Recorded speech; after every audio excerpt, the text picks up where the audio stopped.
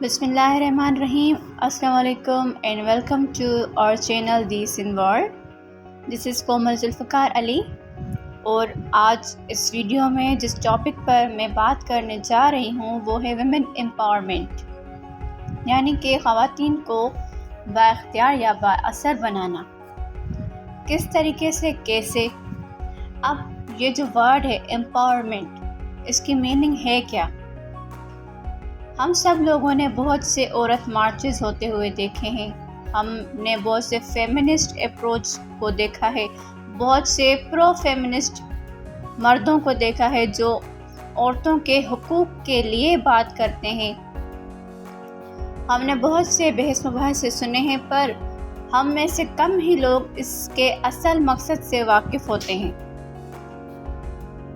اسی چیز پر دیکھتے ہیں قرآن پاک میں اللہ تعالیٰ کا کیا فرمان ہے. جیسے کہ سورہ نساء میں آیت نمبر 32 میں یہ کلیئر کٹ لکھا ہوا ہے کہ women have the right to own, inherit and manage property and wealth like men. یعنی جیسے مرد اپنے لیے پراپرٹی بناتے ہیں اور اپنے لیے دولت بناتے ہیں، ویسے ہی عورت کو بھی یہ حق حاصل ہے کہ وہ اپنی پراپرٹی، یعنی ایک انڈیویجول کے طور پر، انہیریٹنس کے طور پر نہیں، یہ نہیں کہ اس کو اس کے باپ دادا میں سے کوئی حصہ ملے گا، اس کے شوہر کے حصے میں سے اس کو کوئی حصہ ملے گا، نہیں. وہ خود بھی اگر چاہے تو اس کو پوری اجازت ہے کہ وہ خود اپنی پراپرٹی، اپنی ویلتھ بنا سکتی ہے. اور ایسے ہی حجۃ الوداع کے موقع پر حضور اکرم صلی اللہ علیہ وآلہ وسلم، جن کو لبریٹر آف دی ویمن بھی کہا جاتا ہے، انہوں نے عورتوں کے متعلق مردوں کو بہت ہی زیادہ توجہ دینے کا حکم فرمایا ہے. اور جیسے کہ اسلام میں عورتوں کے حقوق تمام مذاہب سے بڑھ کر ہیں، اور اللہ پاک کے نزدیک خواتین اور حضرات میں کوئی بھی فرق نہیں ہے. وہ دونوں اپنے ہی کاموں پر پرکھے جائیں گے. اور جیسے کہ مردوں کو حق حاصل ہے کہ وہ ایجوکیشن حاصل کریں، ویسے ہی عورتیں حاصل کریں گی. اور اب آتے ہیں اپنے ٹاپک پر جو ہے ویمن امپاورمنٹ.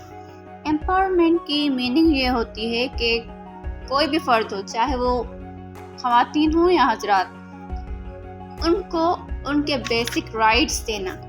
اور بیسک رائٹس دینا اسٹیٹ کا کام ہوتا ہے، جو کہ آئین بنائے گی، اور اس آئین میں اتنا ہی حصہ جتنا مردوں کا ہے اتنا ہی حصہ عورتوں کا بھی ہوگا. اور ویمن امپاورمنٹ کی سب سے چھوٹی ڈیفینیشن یہی ہے کہ ان کو سہولتیں فراہم کرنا، ان کو ان کے بنیادی حقوق سے نوازنا، جو کہ رائٹ ٹو ایجوکیشن ہے، right to freedom of speech ہے، اور رائٹ ٹو جاب ہے. اب امپاورمنٹ کی 5 ٹائپس ہوتی ہیں. 5 ٹائپس میں سب سے پہلے psychological, second educational, third economic and fourth social, 5 political. اب ایجوکیشن میں کیا ہوتا ہے کہ اگر ہم اس طرح کی امپاورمنٹ لاتے ہیں تو ایجوکیشن میں ہمیں نالج ملتی ہے، اسکلز اور سیلف کانفیڈنس، خود اعتمادی ہماری بڑھتی ہے اگر ہم کسی بھی عورت کو ایجوکیشنلی امپاور کرتے ہیں تو. اس کے بعد اکنامک، ہر وہ عورت جو فائنینشلی انڈیپینڈنٹ ہوگی یا فائنینشلی اسٹیبل ہوگی اس کو بہت ہی زیادہ اسٹرانگ مانا جاتا ہے، اور یہ ہے. اس کے بعد آتی ہے سائیکولوجیکل. سائیکولوجیکل میں کیا ہوتا ہے کہ یہ ٹرانسگریس کرتی ہے ٹریڈیشنل اور پیٹریارکل ٹیبوز کو. اس کے بعد آتا ہے سوشل. سوشل امپاورمنٹ میں کیا ہوتا ہے کہ it refers to women's ability to participate fully in social and cultural life, free from discrimination and violence. اس کے بعد آتا ہے پولیٹیکل امپاورمنٹ. جب بھی کوئی خواتین جو کہ پولیٹیکلی امپاورڈ ہوتی ہیں تو وہ بہت ہی اسٹرانگ ہوتی ہیں، اور یہ بہت ہی اسٹرانگیسٹ اور کمپیلنگ وے ہے کسی بھی عورت کو امپاور کرنے کا. اور اس سے سوسائٹی میں بہت ہی زیادہ فرق نمایاں ہوتے ہیں. یہ ایک عورت کو ہر چیز دے سکتی ہے، جیسے کہ کانفیڈنس ہو، اسکلز ہوں، منی ہو، ریکگنیشن ہو، پاور ہو۔ اور اگر انہی 5 نکات کو ہم سم اپ کریں تو وہ کچھ اس طرح سے ہوگا کہ سب سے پہلا جو نکتہ ہے وہ خواتین کی خود اعتمادی کا احساس کا حق انہیں پہنچانا ہے۔ دوسرا، وہ جو انتخاب کرتی ہیں اور ان کے تعین کرنے کا حق بھی انہیں دیا جائے۔ تیسرا، کہ موقع اور وسائل تک رسائی کا حق خواتین کو حاصل ہونا چاہیے جیسا کہ مردوں کو ہوتا ہے۔ چوتھا، گھر کے اندر اور باہر اپنی زندگی کو کنٹرول کرنے کے اختیار کا حق۔ اور نمبر 5 اور سب سے اہم، کہ قومی اور بین الاقوامی سطح پر ایک زیادہ منصفانہ سماجی اور معاشی نظم قائم کرنے کے لیے سماجی تبدیلی کی سمت کو متاثر کرنے کی ان کی صلاحیت کو اور زیادہ اجاگر کیا جائے۔ اس کو کہتے ہیں ویمن امپاورمنٹ۔ ہم نے بہت سارے پرو فیمنسٹ لوگوں کو دیکھا ہے عورت مارچ کرتے ہوئے، جو کہ سلوگنز لگاتے ہیں کچھ اس طرح کہ میرا جسم میری مرضی، اور بہت سے ایسے سلوگنز کے جو ماڈسٹ نہیں ہوتے۔ اسلام عورتوں کو، مردوں کو، سارے عالم انسانیت کو ماڈسٹ رہنے کا حکم دیتا ہے۔ اسی اسنا میں اگر ہم پاکستان میں عورتوں کا اسٹیٹس دیکھیں تو ایک کوسچن رائز ہوتا ہے کہ how women can be empowered in Pakistan. اس کا سمپل آنسر یہی ہوگا کہ increasing women's participation in Pakistan's labour force is beneficial to both economic growth and gender equality. Pakistan میں تعلیم کی اگر ہم بات کریں تو لٹریسی ریٹ پرائمری سے جب چلتی ہے اور ہائر سیکنڈری ایجوکیشن تک جب پرسنٹ ہم دیکھتے ہیں، پرسنٹیج کو دیکھتے ہیں، تو جو پرائمری میں 76% تھی، وہ یونیورسٹی میں جو خواتین پڑھتی ہیں ان کی پرسنٹیج کے مقابلے میں کافی زیادہ ہائر ہوتی ہے، وہ 76 ہوتی ہے پرائمری تک، اور جب ہائر ایجوکیشن میں خواتین آتی ہیں تو وہ صرف اور صرف 21% ہی رہ جاتی ہے۔ تعلیم کے علاوہ لیبر فورس جس میں عورتوں کی تعداد مردوں کے مقابلے میں بہت کم ہوتی ہے، اور اگر ہم ڈیلی ویجز کی بات کرتے ہیں تو ڈیلی ویجز میں بھی عورتوں کو کم ویجز دے کر وہی کام وصول کیا جاتا ہے جتنا مردوں سے وصول کیا جاتا ہے، پر ان کے جو ڈیلی ویجز ہوتے ہیں وہ عورتوں سے زیادہ ہوتا ہے۔ اگر 1947 سے آج تک یہ دیکھا جائے تو کوئی خواتین سوائے بینظیر بھٹو کے اور حال ہی میں مریم نواز کے کبھی ایسی عہدے پر فائز نہیں ہوئیں۔